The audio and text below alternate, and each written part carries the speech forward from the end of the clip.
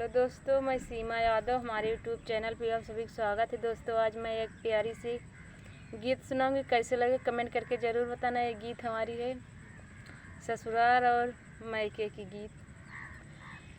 नई हरसनी का मोर ससुरवा हो, अरे नई हरसनी का मिला ससुरवा हो, अरे बलमुआ के प्यार हमके मिलीगा। नई हरसनी का मिला ससुरवा हो, अरे बलमुआ के प्यार हमके मिलीगा। भइल बियाह जाबो आए हम गवानामा, सास ससुर हमरा धरेले धियानामा। भइल बियाह जाबो आए हम गवानामा, सास ससुर हमरा धरेले धियानामा। अरे आई गईली घर के लक्ष्मीनिया हो, आई गईली घर के लक्ष्मीनिया हो, अरे बहुआ के प्यार हमके मिली है।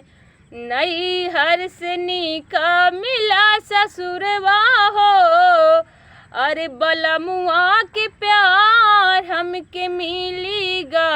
नई हरसनी का मोर ससुरवा हो, अरे बलमुआ के प्यार हमके मिलेगा।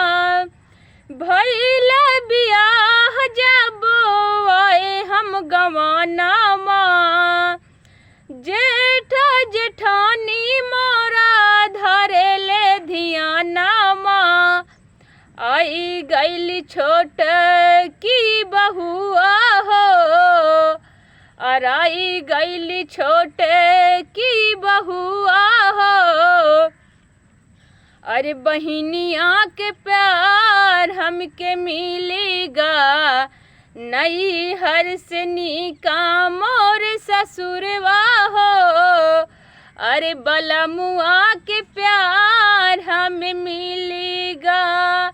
भइल बियाह जाबो आए हम गवानामा, ननद देवारा मोरा धरेले धियानामा। भइल बियाह जाबो आए हम गवानामा, ननद देवारा मोरा धरेले धियानामा। आई गईली घर की लक्ष्मीनिया हो, अरे भाभी जी के प्यार हमके मिलीगा।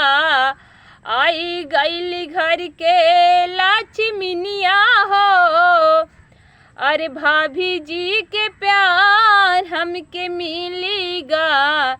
ससुरा नई हरसनी का मिला ससुरवा हो, अरे बलमुआ के प्यार हमके मिलेगा। भइल बियाह जाबो आए हम गवानामा, भइल बियाह जाबो आए हम गवानामा। सांझ सुबेरे पिया धरेले धियानामा, सांझ सुबेरे राजा धरेले धियानामा। आई गईली घर के लक्ष्मीनिया हो, अरे रानिया के प्यार हमें मिलेगा। आई गईली घर के लक्ष्मीनिया हो, अरे रानिया के प्यार हमके मिलेगा। नई हरसनी का मिला ससुरवा हो, अरे बलमुआ के प्यार हमके मिलेगा। गीत कैसी लगी कमेंट करके ज़रूर बताना। बाय।